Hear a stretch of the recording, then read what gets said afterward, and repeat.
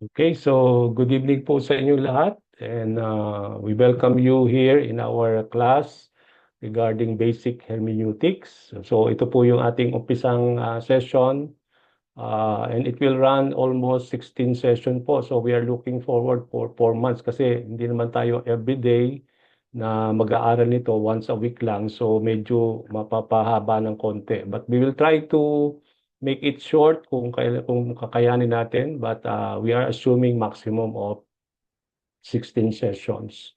Now, let me share po yung ating screen for us to start with. We are recording this for our so that we can go back to and pro dun sa ating pong lesson. So you have all the privilege to go back dun sa ating mapapag-aralan is because very important po itong mga pag-aaralan natin that we cannot just simply learn this by just hearing it for one time, no? Kaya nga ang gagawin natin po mga kapatid, we will try to uh, record this, all the sessions, so that you can just go back again to all those sessions that we are learning from time to time. Okay? So let me just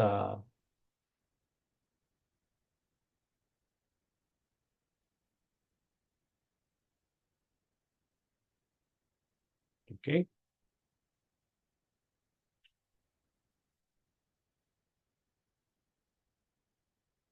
Now, as I have said, we are now learning itong tinatawag nating basic hermeneutics, the principles of biblical interpretation. But we will notice we use the word basic. It's because it is just a basic thing. Meron po yung hermeneutics na thorough ang study, but we will not go through those thorough study about hermeneutics, but we will try to organize since not of you are all pastors, all of you are just leaders and at mga ministry head, no? So I think what we will just be learning from this study is just a basic thing to give us the principles of how we to interpret the Bible. Okay? Now, napaka-importante po for us to understand what will be the course description ng ating pong study. Now, in this study course, ano yung ini-expect natin? The student will be introduced to the basic principles of biblical interpretation, know the importance of good translation, and learn to apply the basic principles to the different genre found in the Bible. So dito sa ating pong course study mga kapatid, bawat isa sa atin, including me, will be introduced to dun sa basic principles ng biblical interpretation. Hindi lang natin malalaman yung mga basic principles na yan that govern kung paano natin iintindihin, i-interpret ang Bible, but also we will try to understand also the importance of good translation. No? Pag sinabi natin good translation, marami tayong iba't ibang mga translation in the Bible. Merong NIV, merong NRSV, merong King James, merong King James, a New King James Version. So these are translation, but which one from those translation is really good to use, no, when we are interpreting the Bible? And at the same time, we will try to learn how to apply these basic principles in the different genre. Pag sinabi natin genres, merong mga literary types, no? Iba-iba ang types ng literature can be found in the Bible, no? Merong mga narratives, merong gospel, merong mga sabi nga natin prophecy. So when we talk about the different genre o yung mga different literary types, no? Hindi iisang principle ang pwedeng gamitin lamang sa mga different literary types. For example, kung ang principle natin on how to interpret the gospel, although hindi natin pwedeng gamitin yon when we talk about understanding the book of wisdom, no? Although magkaiba sila ng literary type. So we will try to know how to learn how to interpret yung mga gospel, and we will also try to learn also how to interpret yung mga narratives, no? Yung mga book of wisdom and then yung mga prophecy. So we'll go through that from our study one by one. Okay, so this is what we are expecting from this course. Ang purpose natin, having completed this course, kapag natapos nito itong ating pong pag-aaral, the students should be able to interpret any biblical passage using the methods presented in this course. So kapag nakumpleto po natin, somehow, bawat isa sa inyo will be able to interpret any biblical passage using yung methods na matututunan natin from this course, no? I'm trying to make it in Tagalog kasi for you to understand, no? I can simply speak to English pero I believe it's more tatag this po tayo sa ating pong pag-aaral, no? So that you will not able to yung mga hindi sanay po sa English na class, no? So you will able to hear it also in Tagalog. So another purpose natin here, mga kapatid, is to provide a comprehensive overview of hermeneutical principles for reading, studying, understanding the Bible, and that is the Word of God. Now, ang magiging commitment, ano yung ini-expect ko po sa bawat isa sa inyo, yung online class attendance ninyo. Okay, kasi magiging useless lang po tayo kung on and off yung ating pong attendance. So I expect kung sino po yung na dumalo ngayon sa ating first session, I will see them all doon sa pinaka-last session natin. Gawin natin itong commitment, mga kapatid, because if you really want to learn how to study and read and interpret the Bible, napaka-importante po that you have to finish yung buong sessions natin. Para kasi kung mag-i-skip po tayo, although i-record natin ito, maganda naman po na nasa class natin pag-aaralan yon, hindi lang doon sa magnunood tayo ng video na i-upload natin. So I expect all of you to be responsible to attend always our online class, no? Yung ating completion of home studies, although online tayo, kapatid, may home studies na gagawin at ganoon din mga course and submittal to complete the study. Meron po tayong mga isa-submit, no? Siguro by email so that we will able to complete po yung ating pong course study regarding this course. Okay? Ang ating pong textbook na ginagamit po is How to Read the Bible for All Its Worth. If you have that copy, then this is the textbook po na ating gagamitin by Gordon Fee and Douglas Stewart. Now, yung ating course outline, sabi ko nga, ini-expect ko po na magiging 16 session tayo. 14 session will be for hermeneutics. 2 session we will be discussed for Bible study method. No? Ano ba ini-expect natin for the first 2 sessions natin? We will not jump right away talking about hermeneutics. Kasi napaka-importante muna natin malaman yung what kind of method you are using when you are study the Bible. No? We will talk about Bible study methods. Kasi kung matutunan man natin yung mga principles pero hindi ka marunong yung method on how to really study the Bible, then you cannot just simply apply those principles, no? It is not just a stand-alone principle na kung hindi mo alam kung paano i-approach ang Bible. So for the first 2 sessions, ang una muna nating matututunan how to study the Bible. So when you know now the methods on how to study the Bible, doon natin po i-apply yung mga principles na matututunan natin sa hermeneutics.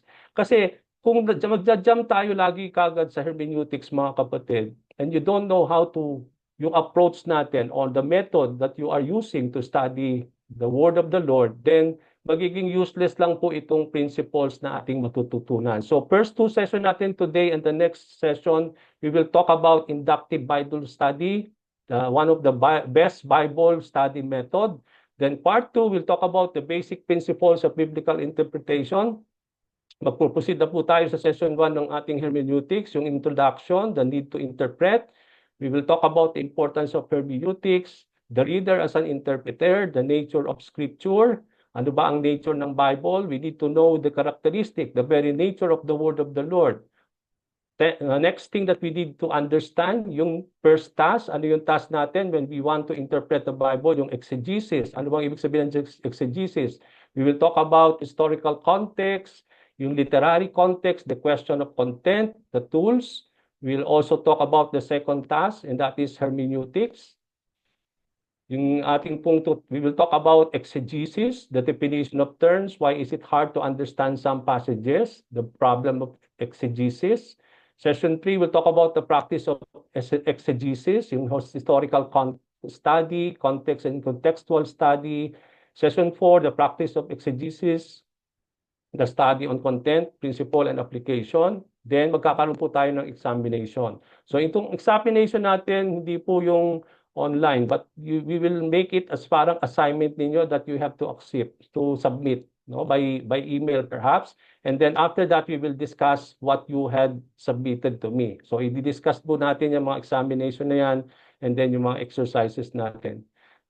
Part 3 will be talking about Bible translation, session 6, the importance of good translation, theories of translation, introduction to some English Bible translation, Bible study tools.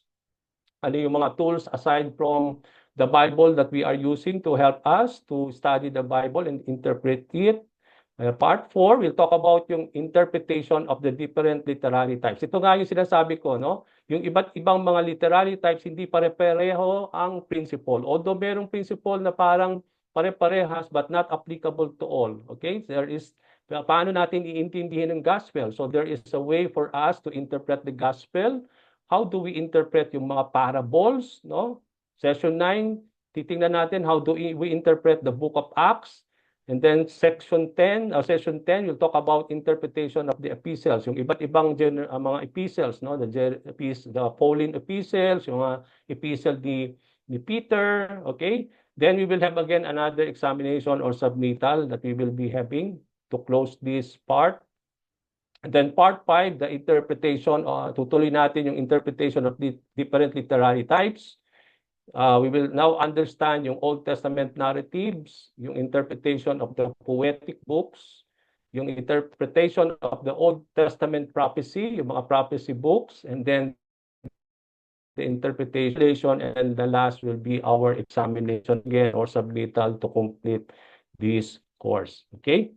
Now, talk about the first two sessions, we'll talk about Bible study method. Sabi ko nga mga kapatid, kung hindi tayo marunong mag-aral ng Bible, ng scriptures, kahit matutunan mo yung principle sa hermeneutic, hindi ka rin magiging effective. Because we don't know the Bible. So, for us to apply those principles, dapat meron tayo munang understanding how to study the Bible. So, we'll talk about Bible study method today and on our next session. But before that, let me ask you, no? And I expect someone from you to answer these two questions. How do you study and understand the Bible? Lahat naman tayo nag-aaral ng Bible. Isn't it? I hope we are all studying our Bible. Now, how do you study and understand the Bible? What study or what Bible study method you are using to study and understand the scriptures? So, who among the here in the group wants to answer these two questions? So dapat alam natin to kasi lahat tayo nag-i-study ng Bible. We are all reading our Bible. We are studying the Bible though. So just share how you study and what kind of method you are using. Ano bang ginagawa mo when you are studying the Bible? Share it with us. Anyone from the group? Class po ito, so I expect that there will be contribution from some of you. Yeah. Pagka mag-aral po ng Bible, Sige, Brother hindi Alan. lang po yung pag-aaral po ng Bible, pag nag-read ng Bible, hindi lang po yung isang verse lang mabasahin mo, kailangan niya talagang basahin mo lahat yung buong chapter na para maintindihan mo kung anong ibig sabihin. Okay? So, Brother Alan was simply saying that you just don't need to concentrate sa isang verse. So, kung pag-aaralan mo yung verse na yon, kailangan mong basahin yung buong chapter, which is, I believe, that is also part that what we are all doing, no? So, anong klaseng Bible study method yung ginagamit mo, Brother Alan? What kind of method you are doing so, aside from that? MIB po. Method ka ba o pamamaraan? Paano mo iniintindi ang Bible? NIV po ang ginagamit ko pong Bible. So you are using your NIV. Now, when we talk about methods, we are talking about yung pamamaraan, how you study the Bible. I think sa mga chat group natin dito from Brens, first we have to pray. Yes, that's true. And then another here in our chat group, the Holy Spirit will help you understand. Yes, we have to rely on the Spirit of the Lord. That's really true. Okay? Anyone? Apart from kay Brother Alan na sinabi niya, sino yung some other?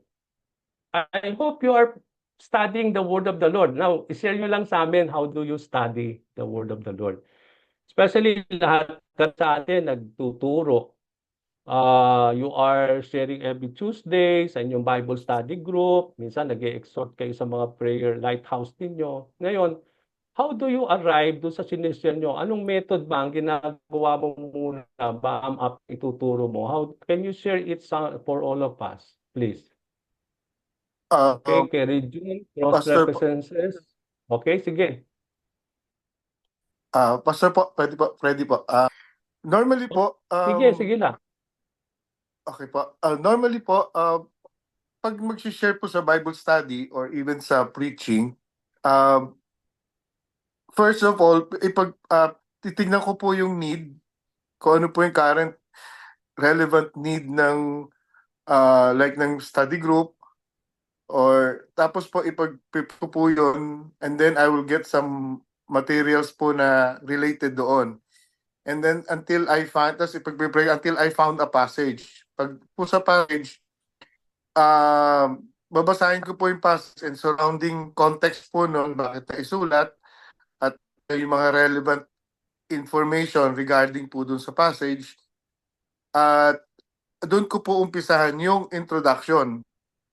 Ngayon, expand ko po yun verse by verse. At minsan po na nakikinig din ako ng ibang preaching na related doon. Baka may makuha rin ako information. Aside interpretation, kasi po, pag nag-interpret ako, baka hindi eksakto doon sa mga, baka may mas broader ideas. So, do some research. Tapos so, isusulat ko yung point by point na related po doon. Minsan po, nakakapulot ako sa ibang mga preaching na related doon sa topic. But not exactly, minsan po. Doon po, tapos expound ko po yung the way I can write and come up with yung thought po ng body ng message po yung sinasabi passage.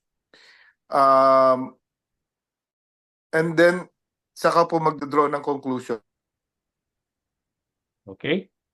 So, minsan po kailangan ko po pag makakuha ng isang message or preaching or word, it will take me a month bago ko mabuo po siya, kasi I have to read it and read it again, and then doon po habang binabasa ko, tapos may up po ng other things na kailangan kong i-research ko ulit po yun para idadagdag po siya.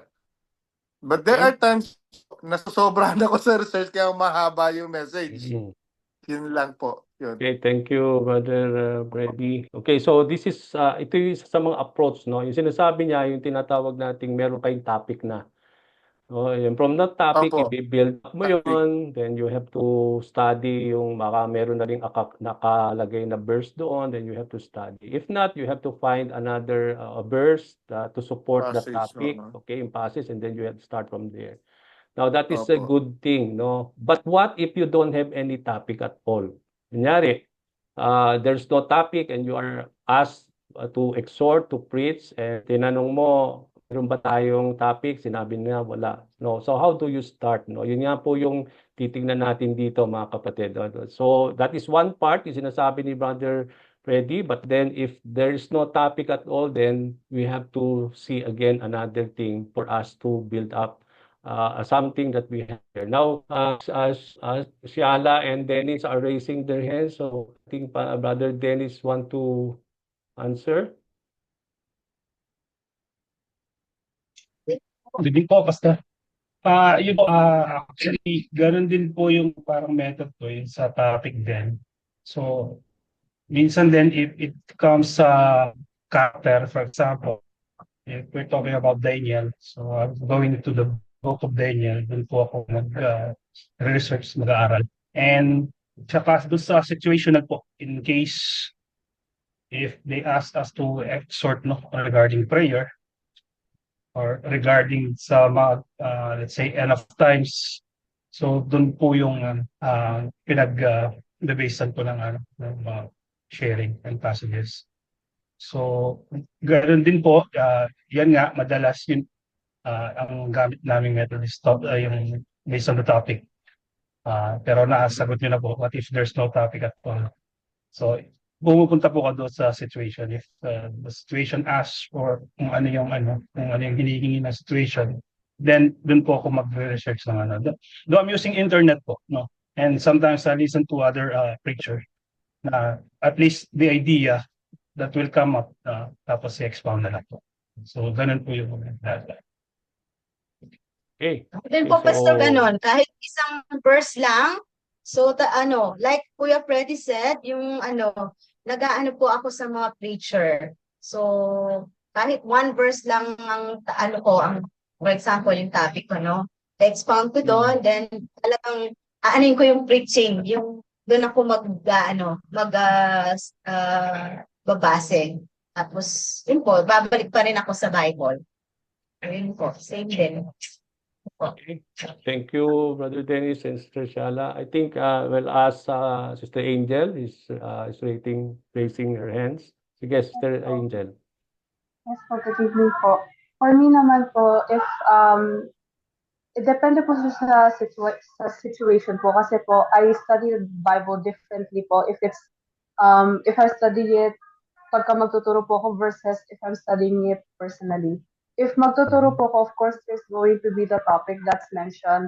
So, kailangan ko lang po i-cross-reference in terms of ano yung mga passages na ginamit, ano yung topics na gagamitin, are there any other sources I can get it from. But if I'm studying it personally po, I use mostly the OIA method kasi po tinuro po sa amin yun ni Ate Sara dati.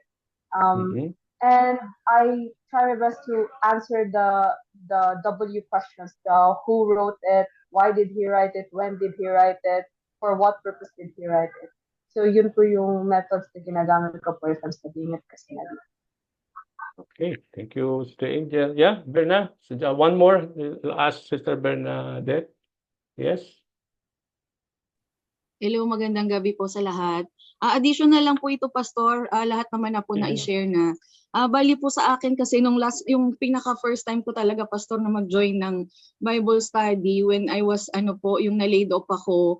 One of my mentor told me, mag-join nga ako sa Bible study. So yung unang-una ko pong pinag-aralan, ano ba yung parts ng Bible? Ano po yung meaning ng Bible? Tapos, yung asawa ko nag-share din sa akin. Actually, yung pag ang Bible daw po, hindi mo pinag-pray, mahirapan kang mag-understand. So first thing first is you have to pray. Pray first, and then what will God message to yourself? Ano ba yung gusto ni Lord na ituro sa buhay mo? Tapos saka mo pa lang siya pag-aaralan. Tapos saka mo pa lang siya mas madaling ma-share.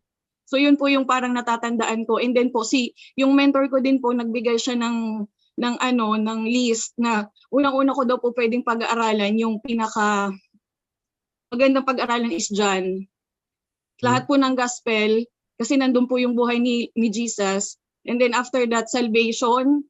After that, hindi ko na po masyadong natandaan, pero yun po yung methods niya.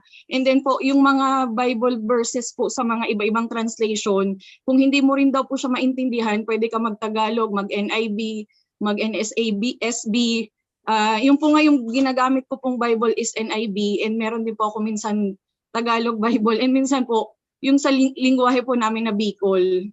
So yun po, parang una pray, seek God's ano ba yung gusto ni Lord na iparating sa'yo, kung ikaw yung tatanungin o ano ba gusto mong mag-attend ng Bible study, ano bang gusto mong malaman, matutunan or ma-share. Tapos yun po i-apply mo sa sarili mo, followed na yung kung ano po yung topic na pwede mo pang pag-aralan. So yan lang po pwede kong ma-share. All glory to God po. So reserve na lang natin yung iba later on. Now, how important it is that we know how to approach these questions, mga kapatid. Especially we are having our devotion from time to time, How do you have your devotion? Kasi kailangan natin, kasi you are not just reading, you are understanding. Okay? So we have to have how yung method natin, how to study the verse or yung passage na gusto nating pag-aralan. So now dito po sa isi-share ko, it is not just ito lang yung pamamaraan. There are a lot of methods that we can use to study the Word of the Lord, but the most effective daw, sinasabi nila, the most effective method that we will be sharing po is what I will be sharing to you for the first 2 sessions. Kasi pag natutunan natin ito at i-apply mo pa lalo yung principle na matututunan mo sa hermeneutics, then I believe your study and how you interpret will be much more easier. No, you are guided by the principles, but also you are being guided on the method that you need to apply in studying all these literary types. Okay. Now, let me just proceed.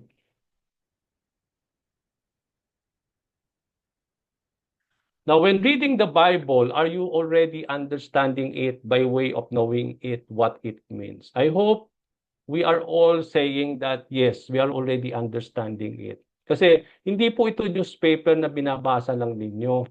When we talk about reading the Bible, sabi nga natin, our goal, why you are reading the Bible, why you are having your devotion, why you are studying it, is because you want to understand it, and when you understand it, you want to apply it in your life. Kaya yun po yung essence ng devotion, no? Sometimes we are limited na binabasa lang natin without even, okay, naintindihan natin, but we don't even try to ask, how do I apply this in my life? Magiging incomplete yung ating pong reading and interpreting the Bible without the application. Diba sabi nga ni Jesus Christ, no, in the Great Commission, teach them to obey all the commandments that I have given you. One thing is to know the commandments. Yes, we teach them the commandment, but we don't stop there. We teach them how to obey it. And to obey is more of application. Kaya nga sa mga pagtuturo natin, we don't just teach in the Bible study everything that they need to know about the verse and everything, but we don't fail to give them the application. How do we apply this now?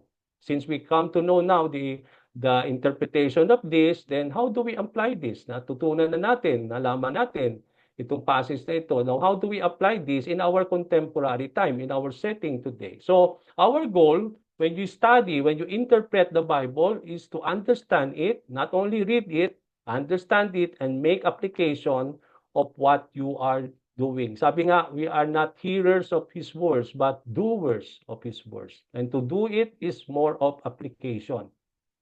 There are lots of Bible study methods and teachings out there that will help you to do that. Mga available online.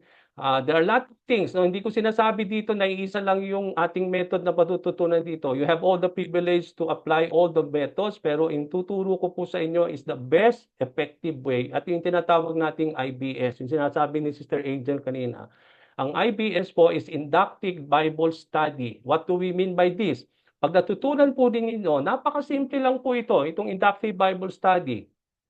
Kapag nalaman ninyo ito yung magiging method ninyo, apply ninyo yung mga principles na matututunan natin sa hermeneutics, and then that's it. I think you will able to gain a lot when you study the Word of the Lord. Now, one of the best ways to do this is with a method called Inductive Bible Study, or the IBS.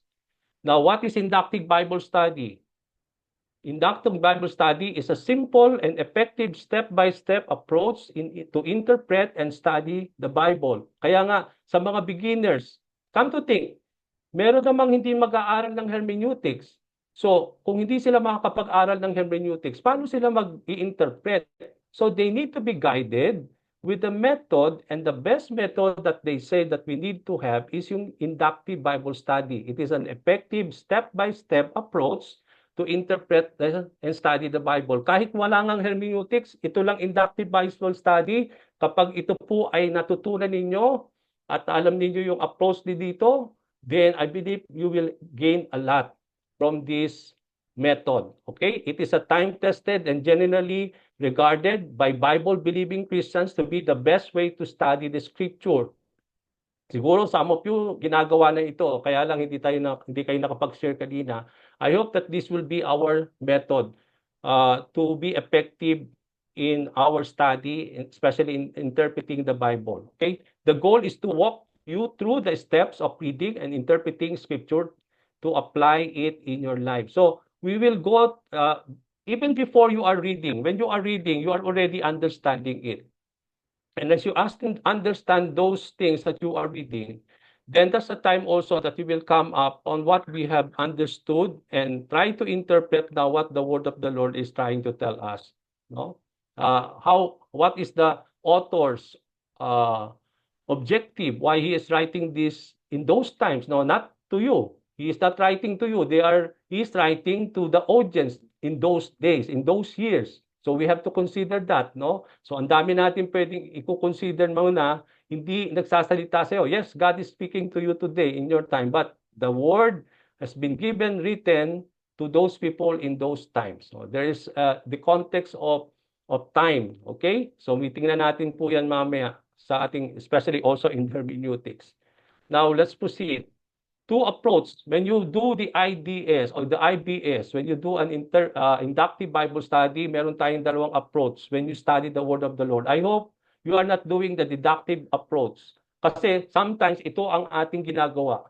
And I hope let's realize, no, when we started to learn how to study, ito yung approach natin lagi.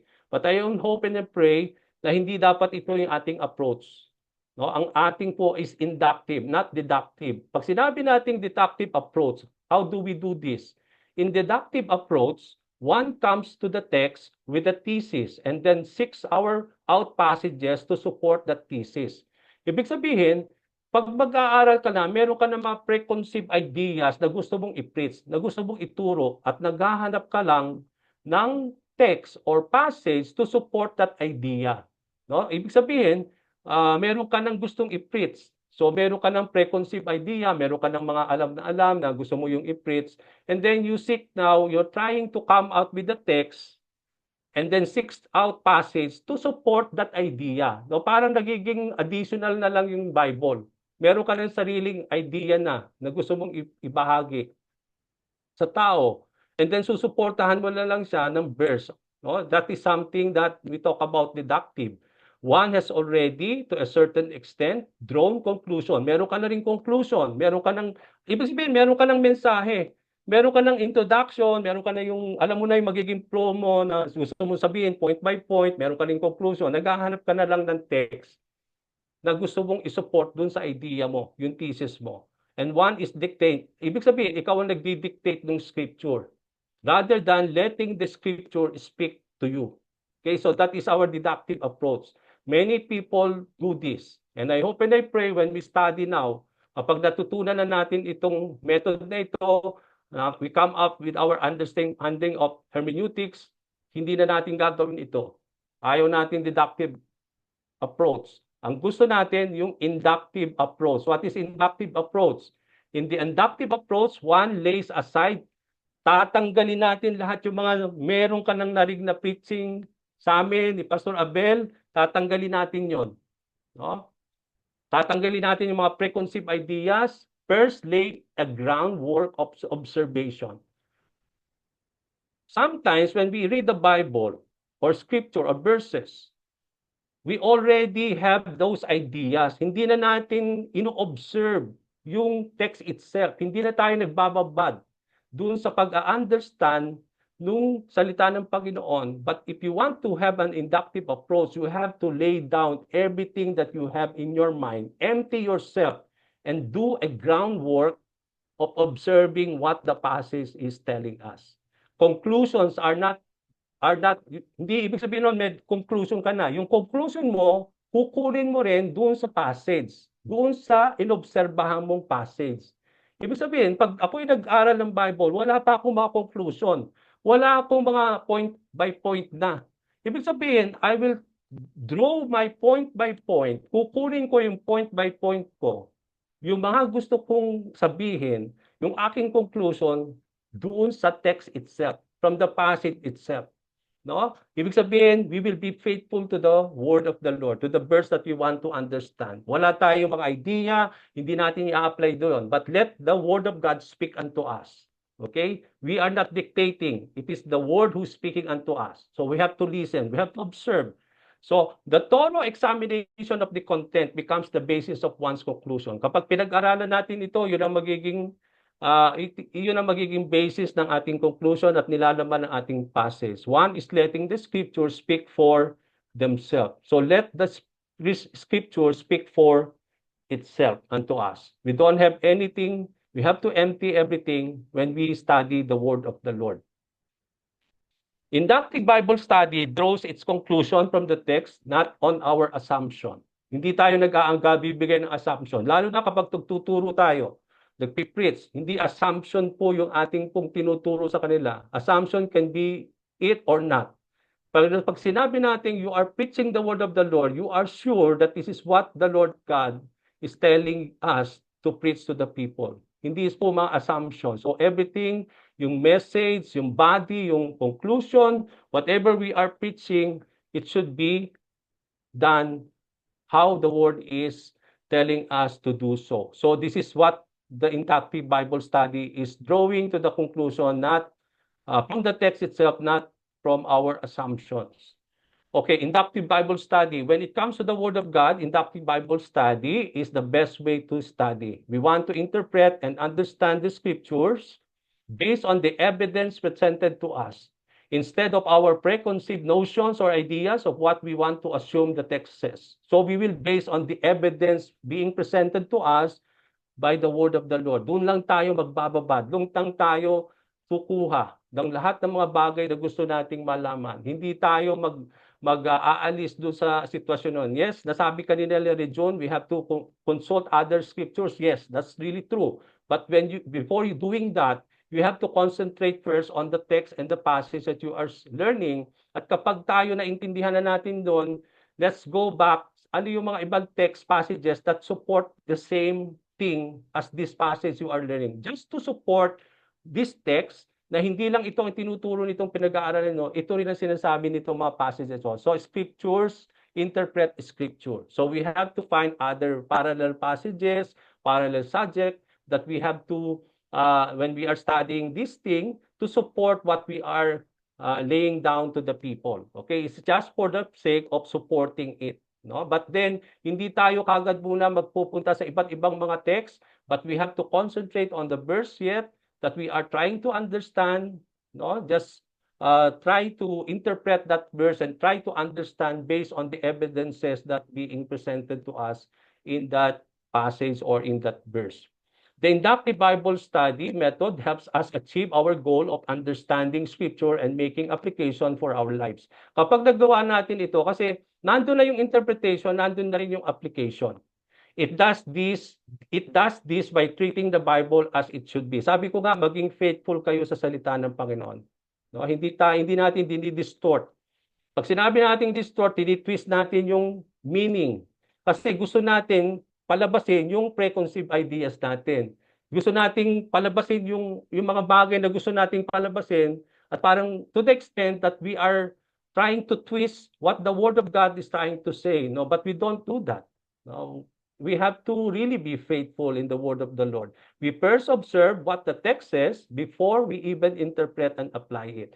We cannot interpret the Bible or make an application of a verse or passage without even making an observation of it. Now, what do we mean by observation? Titingnan natin yan mamaya. Kaya nga, very simple ito, mga kapatid, tuturo ko sa iyo. Alam na ninyo ito. Siguro it has to be, kailangan lang siguro ma-remind tayo. Kasi pag natutunan ito, magiging effective ka ang applying hermeneutics.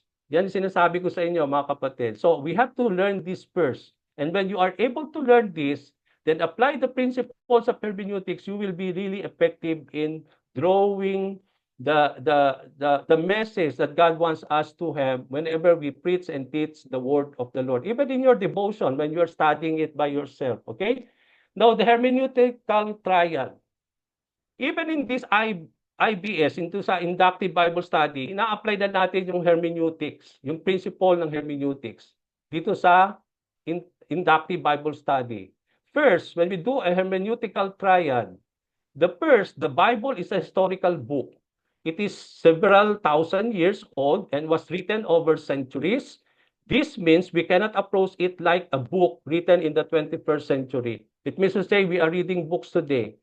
Now, when you read a book that is being published in our year, especially in this year, you cannot approach the same thing when you study the Bible, because it is a historical book written 1,000 years old, okay, centuries old. So yung pagbabasa natin ng Bible, ng libro ngayon, hindi yun pwedeng i-apply sa Bible because it is a historical book. So that is something that we need first to understand before even we understand it. Okay? So when we talk about historical book, titingnan natin yan mamaya. Ano bang ibig sabihin ng Bible sa historical book? First, we have to see the historical context of the passage or the book that you are trying to see. Di ba? Matututunan din natin yan sa hermeneutics later on. But it is the same thing when you do an inductive Bible study. You have to consider the historical context, why it is written, when it is written, sino yung audience, ano yung dinidil, no? At that particular time. Another thing that we need to put into our mind when you try to study now, without even yet applying hermeneutics, is that there is a different culture and background we must keep in mind when we study. May mga kultura in those times. Yung culture noon, tradisyon, hindi is the same thing in our lives today. Not to mention, yung mga Bible authors wrote in different, not in English, hindi sila nagsulat sa English. They wrote the scriptures in Hebrew, in Aramaic, in Koine Greek. Pag sinabi natin Koine Greek, common Greek.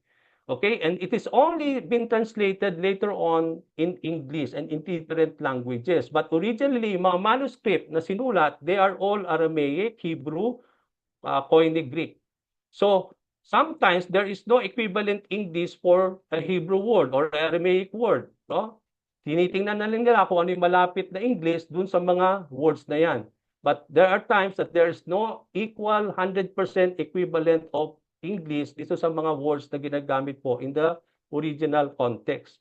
So we have to see the culture. Pag nag-study tayo, ano ba itong mga taong ito? Ano ba yung sinasabi itong passage na ito mga panahon ni Jesus? Ano ba yung tradisyon doon? Yung kultura nung sinasabi dito sa verse na ito? We have to try to know that. It's because you are not understanding it in your culture today. There's a different culture and background we must keep in mind when we are approaching that passage.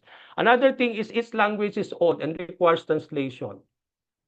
And then we must keep this in mind when studying. So we have to put that into mind.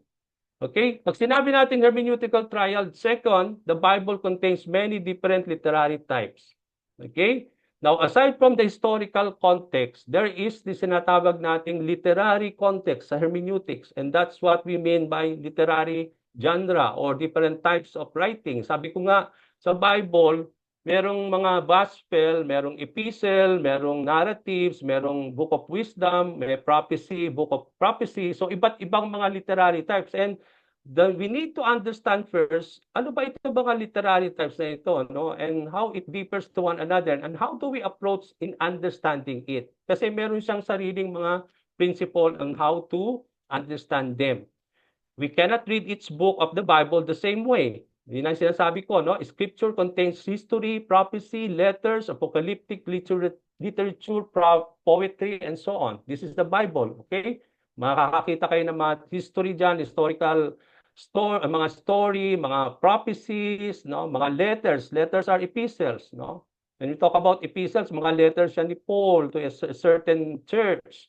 Okay, mga apocalyptic literature, no? The Revelation, no? Daniel, so Ezekiel, so these are prophetic books.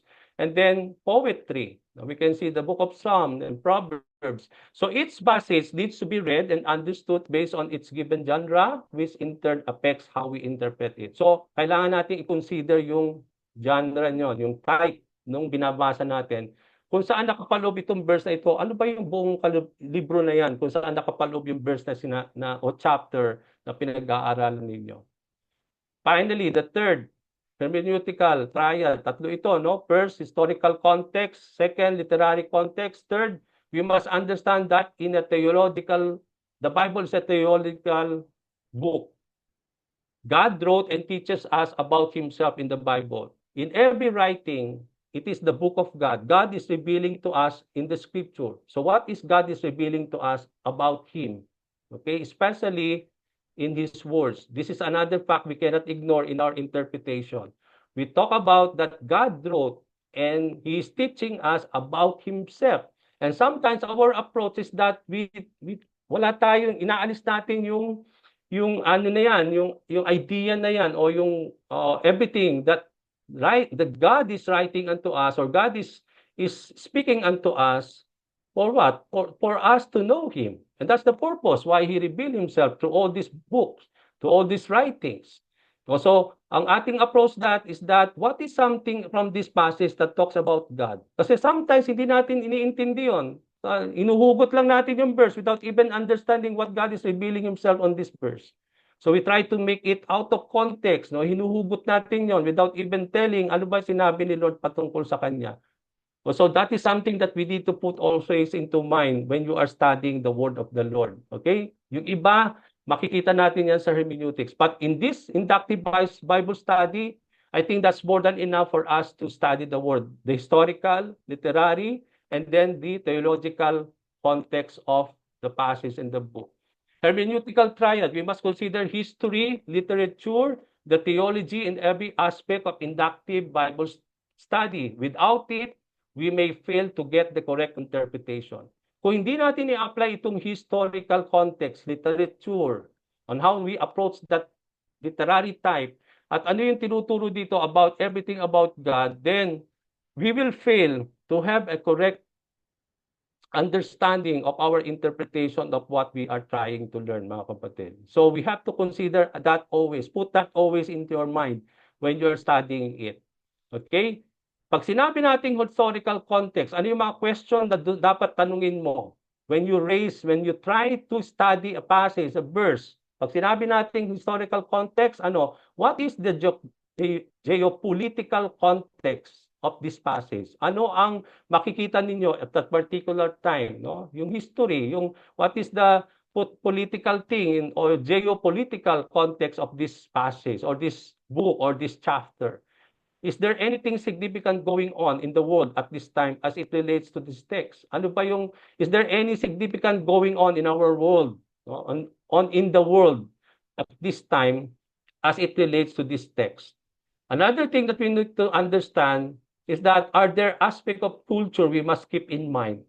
What are the settings? Ano yung setting ng mga passages, no? Yung situation, alamin natin yon. Hindi lang tayo uhugutin natin yung verse without even ano yung plot, ano nangyayari doon, sino yung kausap ni Jesus, ano yung sitwasyon na dinidil ni Lord, ano yung okasyon, merong okasyon ba, may festival ba? We have to see that, no? When we are understanding the Bible, ano yung kultura na makikita na sinasabi doon.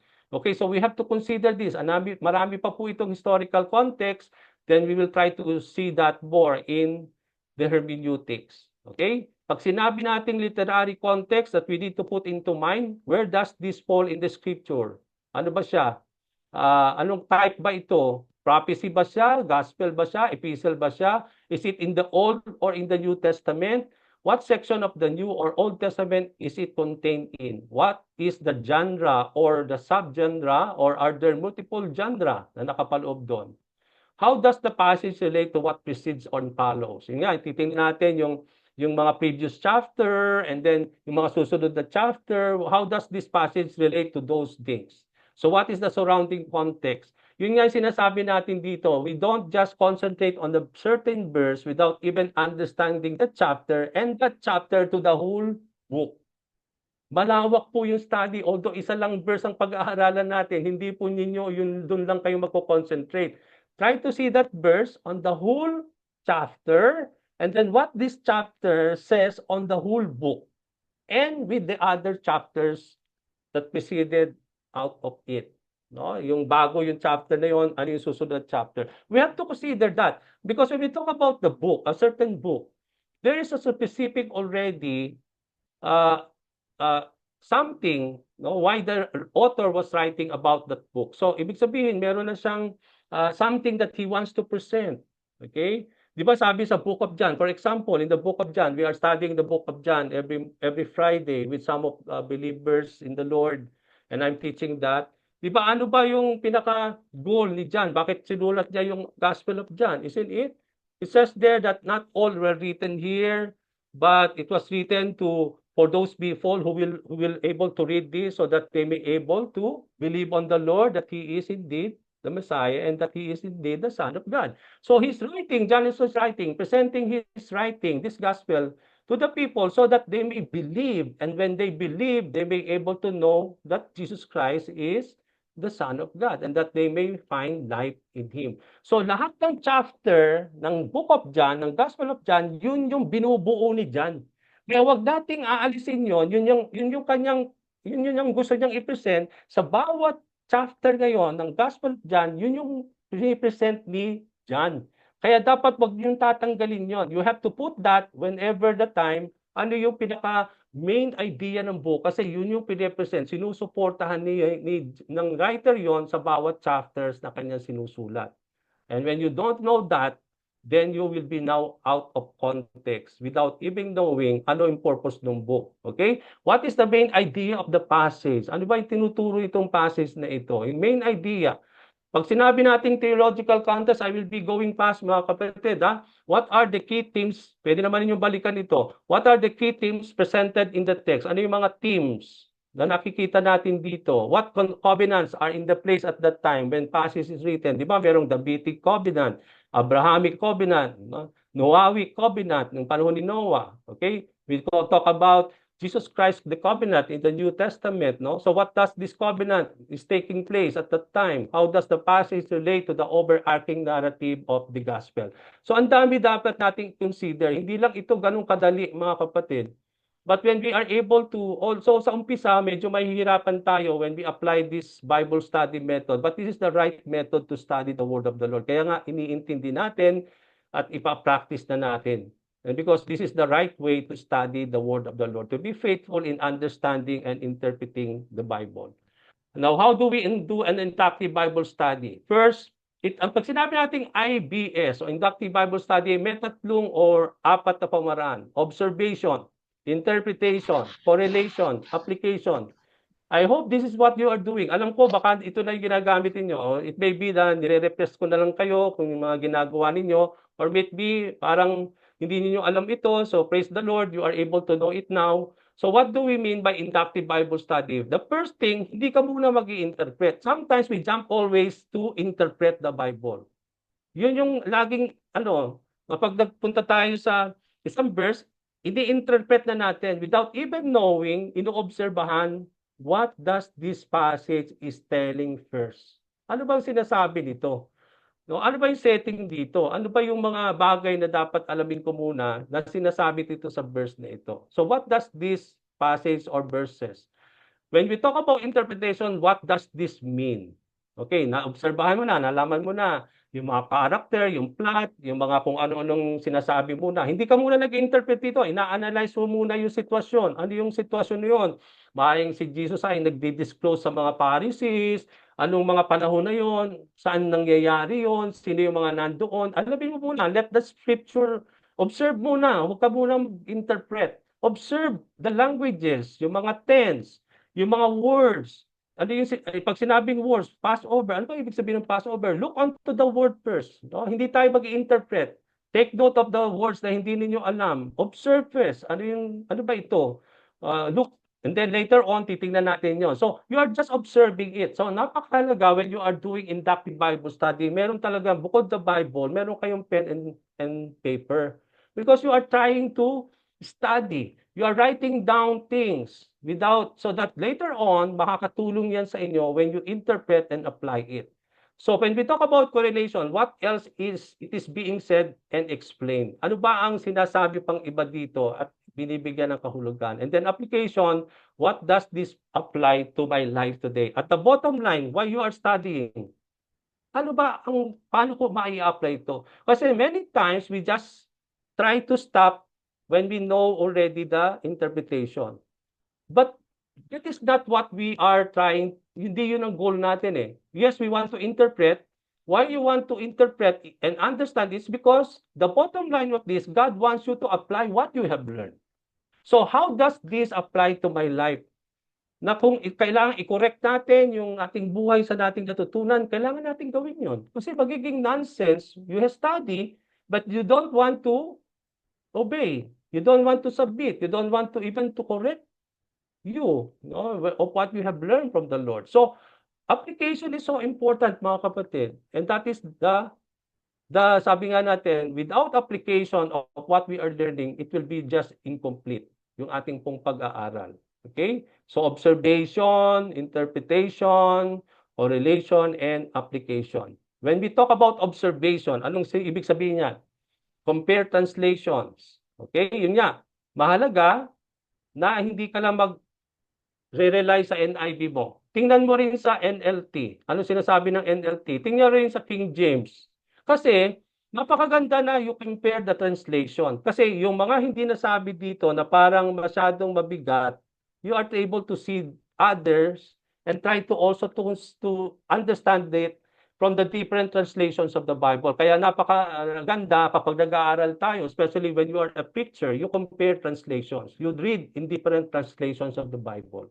Kaya, okay, kung may NIV ka, perhaps, online naman, marami tayong available online. Kung wala kang NLT, wala kang King James or New King James Version, ESV, available naman sa online yan, mga kapatid. So, hindi tayo limited, although meron kang NIV lang.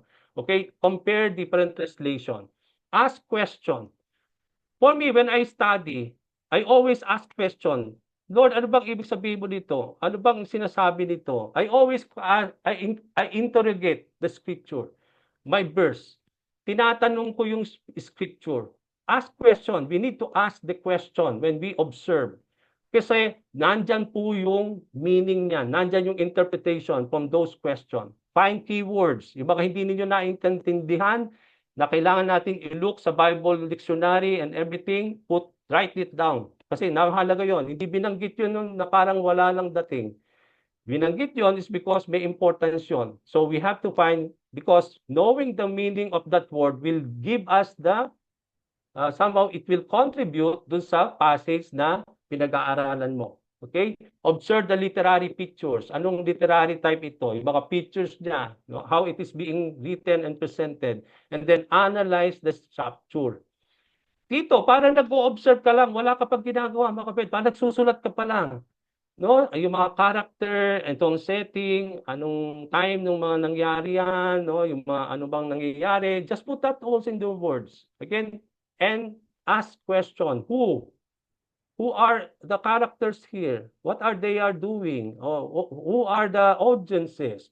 Is there any promise or any commandment that has been given here? Write it down, no? Tanungin mo and then answer it based on that observation. So you are just observing here, mga kapatid, and you are using some questions to know what is being given on that particular text.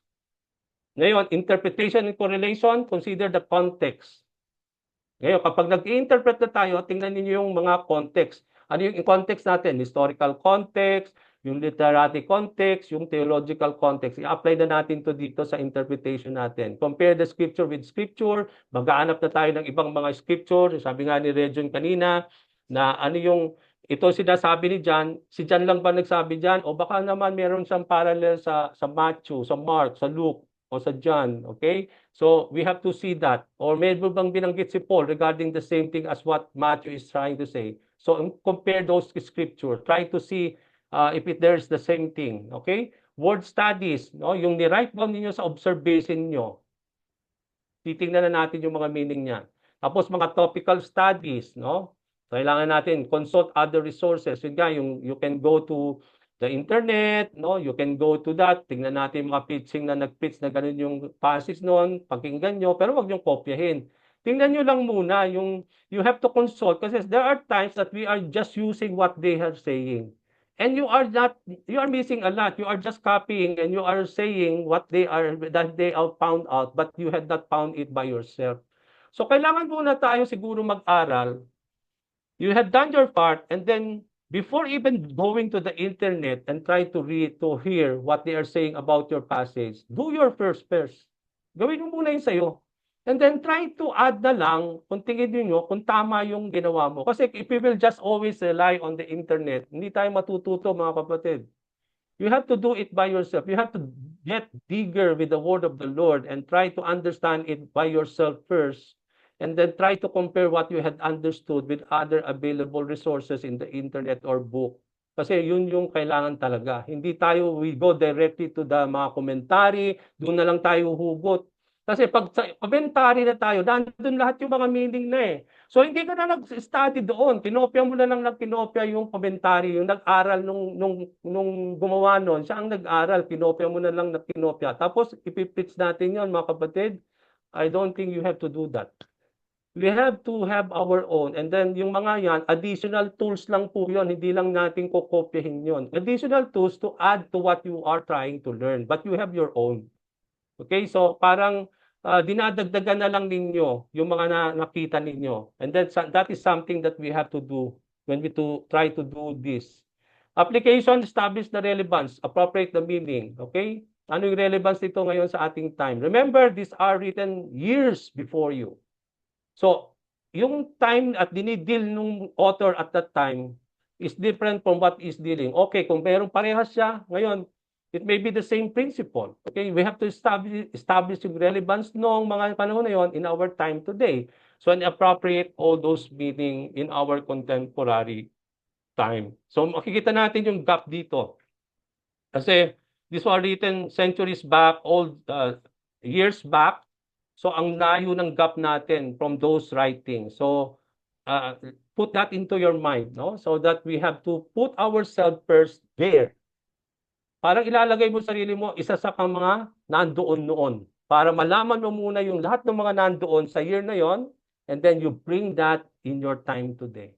So that we are able to appropriate the meaning. Because you cannot understand that having our context today without going back, considering what is being done in those years. Okay? Now, tingnan natin itong John 15. Example. Papakita ko lang po sa inyo, ha? Very quickly lang to. We have 15 minutes. Hindi man natin matapos to, I will just give this slide to you. Okay? Just to see this. Okay? Observation, interpretation of John 15, 1-5. Alam natin yung the analogy of the vine and the branches. So when we talk about itong John 50, it is what kind of literature this? It is an analogy. Ano ba ibig sabihin ng analogy? So there's something that we need to understand first, no? Because God is using an analogy between the vine and the branches, that Jesus Christ is the vine and we are branches. So ano yung nilalarawan dito pagdating dito? Okay, so these are something. Papakita ko lang sa inyo, very quickly lang po, how do we do an observation? And then on our second session next week, we'll try to study more about this observation, interpretation, correlation, and application. Okay, let's go now. Wala tayong preconceived dito, ha? Wala tayong mga narinig na natin kay Pastor Abel, dadali natin dito. Empty yourself. We will empty ourselves. Just concentrate on the verse itself and what the verse is trying to tell us. Okay? Now, let's go now. Ang sabi dito, I am the true vine and my Father is the gardener. He cuts off every branch in me that bears no fruit, while every branch that does not bear fruit, he prunes so that it will be even more fruitful. You are already clean because of the word that I have spoken to you. Remain in me as I also remain in you. No branch can bear fruit by itself. It must remain in the vine. Neither can you bear fruit unless you remain in me. I am the vine. You are the branches. If you remain in me and I in you, you will bear much fruit. Apart from me, you can do nothing. Okay, now, that is our verse. Now, when we do our observation, what does this passage tells us? Anong sinasabi nito? No, hindi ka pa nag-i-interpret dito. Yun lang muna sinasabi ng passage sa'yo. Okay. Now, I am the vine and I am, tingnan natin sa verse 1. I am the true vine and my Father is the gardener. When you approach this verse, no, what type of writing is this passage? It is an analogy. So, nagtatanong ka, iniintindi mo kasi ano ba itong literary type nito? Prophecy siya, or book of prophecy siya, or gospel siya. And this is a gospel, there's an analogy. Okay, now we try to see what is an analogy. Now, what is an analogy? Kasi merong analogy yan. Ngayon, kung hindi mo alam, so nag-study ka ng word of the Lord, tingnan mo muna yung meaning. Mamaya, i-write down mo muna ang observation and we will try to see later on kung ano yung meaning ng analogy. So, an analogy is a comparison between things and that have similar features often used to help explain a principle or idea. Kasi napaka-importante gawin, lagay mo yan sa isip mo, analogy pala ito. So when you are studying it, nandun yun.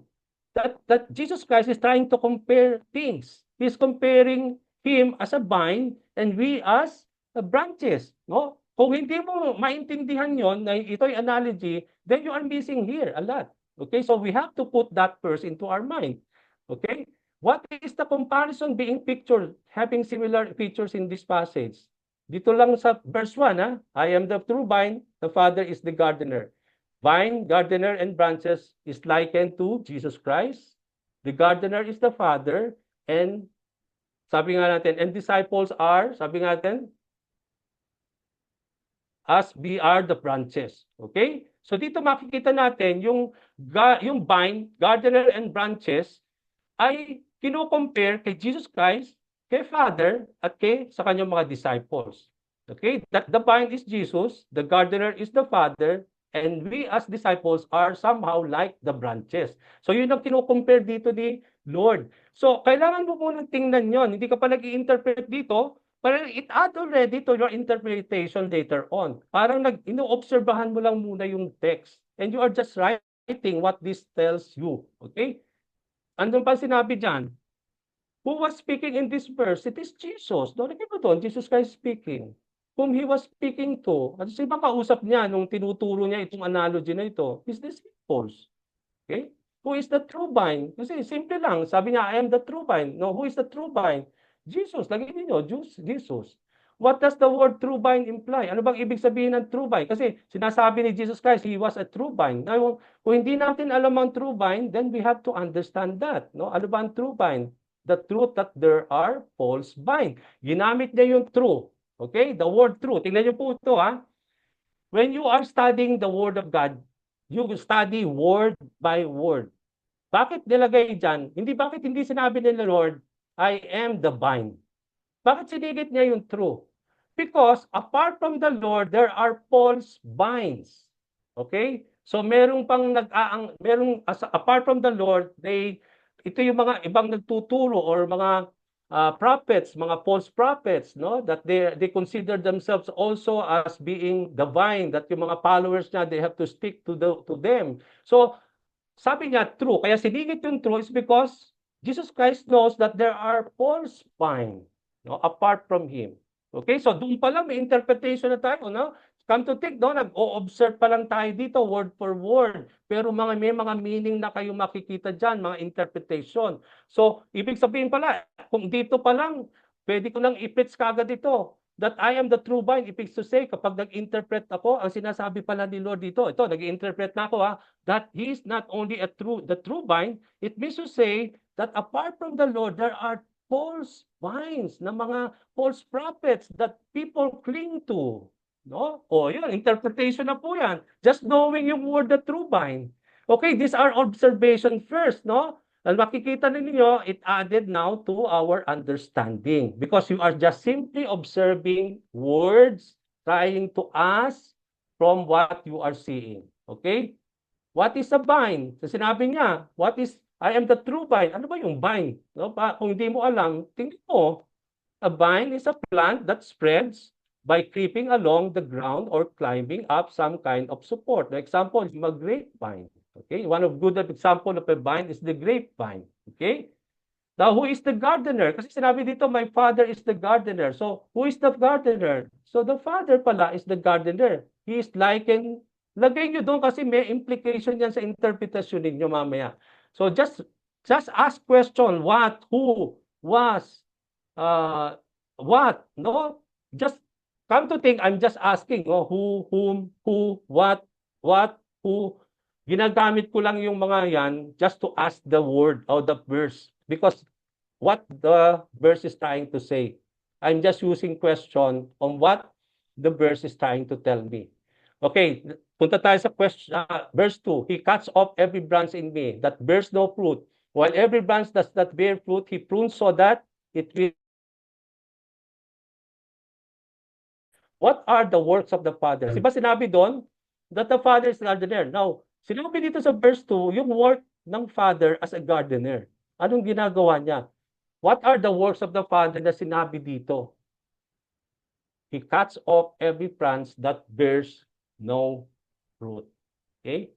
Now, He prunes every branch that bears fruit.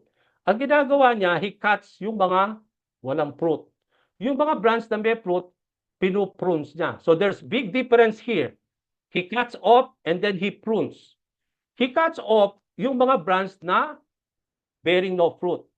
He prunes yung mga branch that bears fruit. So may pagkakaiba po yan, mga kapatid. So we are just observing, we are just observing the words, the word for word, what the verse is trying to tell us. Okay? Now, ang sabi dito, the key words to take note, cut off and prunes. Ngayon, sinabi niya, he cuts off, he prunes. On our own English word, pag sinabi natin cut off, pinuputol. Okay? Pinuputol. On our English word. Yung prunes naman, 'di ba, yung parang pinuputulan ng konti, yung sanga, no, para malalo, 'di ba? Ginagamit natin 'yan sa mga ng mga farmer, no? For namumunga na yung puno o namumunga na yung branch, but he prunes it more para lalong mamunga. Okay? So yun yung intindi natin, yung cut off. Now, for us to understand that, we don't need just to seek the dictionary. Because it may be the dictionary is not what the equivalent. Sabi ko nga kanina, lahat yan hindi English yan on the original translation. Bawat word na yan, he cuts off every R written in what? It may be written in Greek or in Aramaic. Because in most of the writing in the New Testament, there are Aramaic or Greek. Okay, so pag ginamit yung cut off, anong Greek word na yan? Ano yung word na Greek, na cut off sa Greek? Kasi itong cut off, kapag magko-concentrate lang ako sa English, ang ibig sabihin niyan, pinuputol. So ganun ba ang Father na kapag tayo, mga disciples tayo ni Lord, nakakabit tayo kay Jesus Christ, kapag hindi tayo namumunga, puputulin tayo sa sanga? Ganun ba katindi si Lord?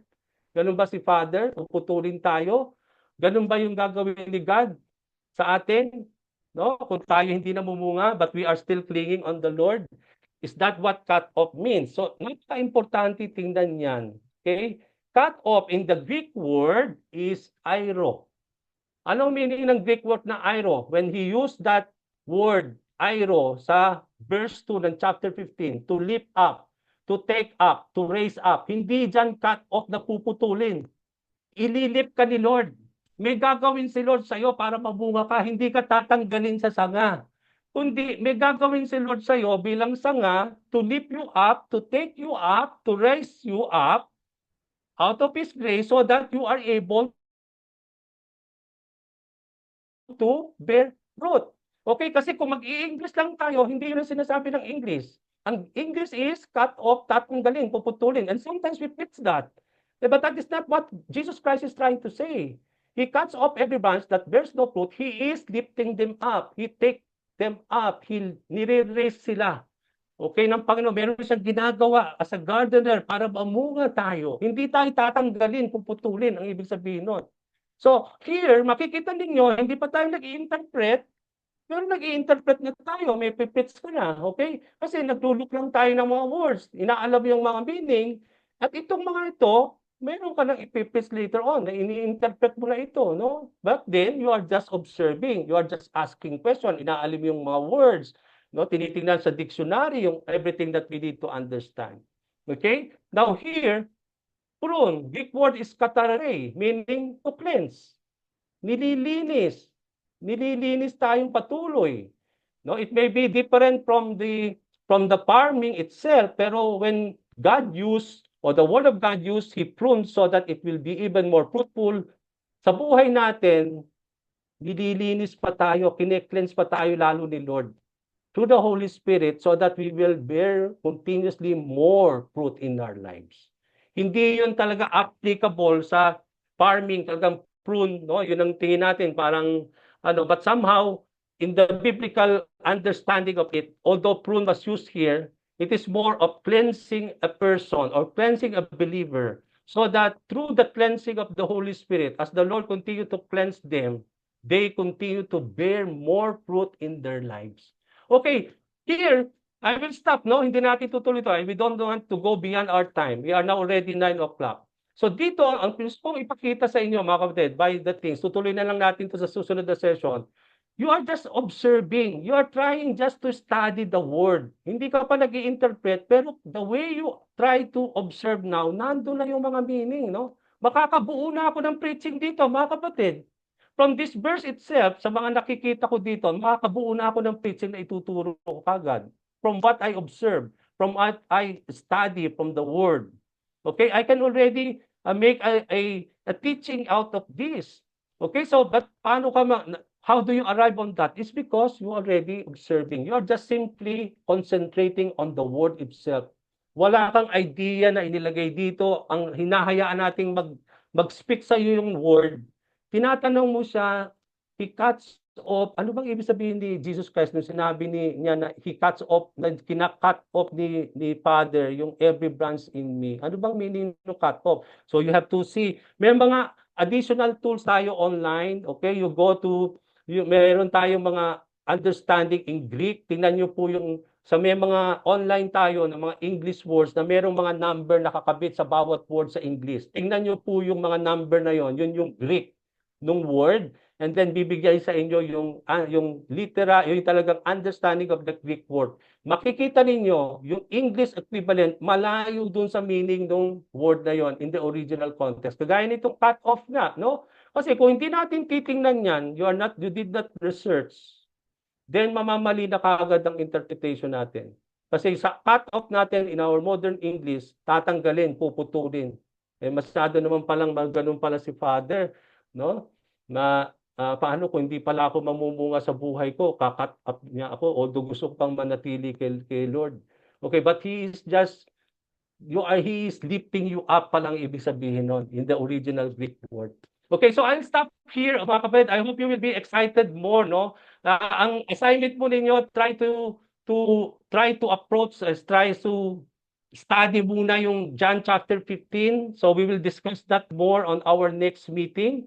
So that once we continue po, mga kapatid, we will try to add to what we are learning from observation, no? I hope you are excited. I hope that ang ating maikling session today, although we are limited in time, you have already gone a lot of things. No? Unti-unti na natin nagkakaroon tayo ng kaliwanagan for us to study the word of the Lord. And I hope and I pray that you will be more excited as we continue in our lesson on how we apply yung ating pong methods on how to understand the Bible first. And when we gone to know all those methods, how do we study, how do we interpret, that's the time that we will apply yung matututunan natin sa hermeneutics. Okay, I return this back to Brother Nelson, kung sino man yung mag-e-end sa atin.